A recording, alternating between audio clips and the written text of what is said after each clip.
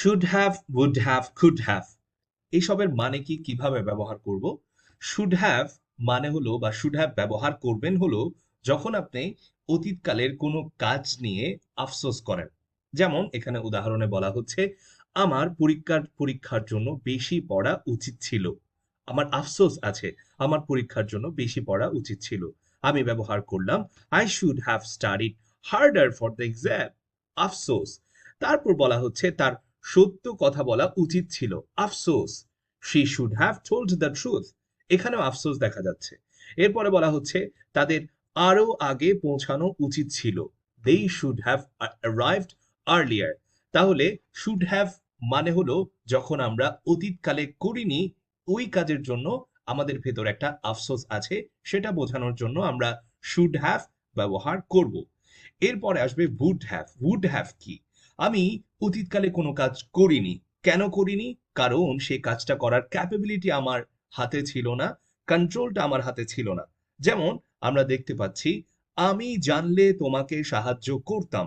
আমি সাহায্য করতাম যদি আমি জানতাম। যেহেতু আমি জানিনি, তো আমি তোমাকে সাহায্যও করতে পারিনি। আমার হাতে কোনো কন্ট্রোল ছিল না। আমাকে তো আগে জানতে হবে না? তাহলে আমরা এখানে দেখতে পাচ্ছি, I would have helped you if I had known। যদি আমি জানতাম। যদি আমি জানতাম আমি তোমাকে সাহায্য করতাম। কোনো কন্ট্রোল ছিল না আমার হাতে। এরপরে বলছে সে ফ্রি থাকলে পার্টিতে আসতো। সে যদি ফ্রি থাকতো তাহলে পার্টিতে আসতো। She would have come to the party if she had been free। যদি সে ফ্রি থাকতো।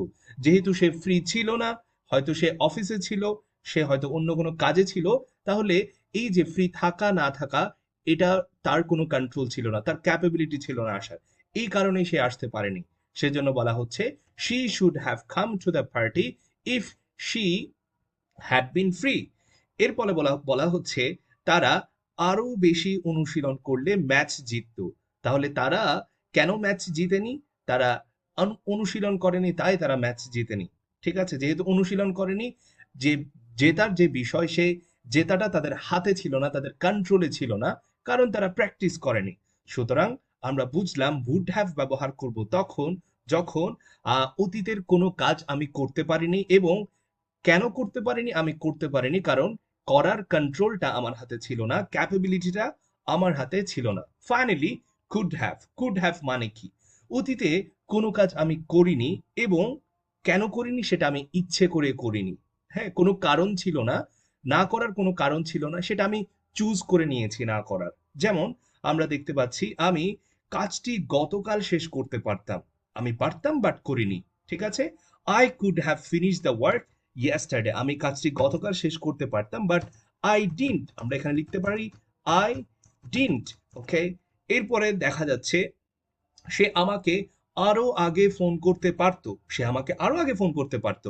বাট সে অবহেলা করেছে। রাইট? She neglected। সেজন্য আ সে কি করেছে? She could have called me earlier। সে আমাকে আরো আগে কল করতে পারতো, বাট she didn't। আমরা এখানে লিখতে পারি she didn't। ওকে?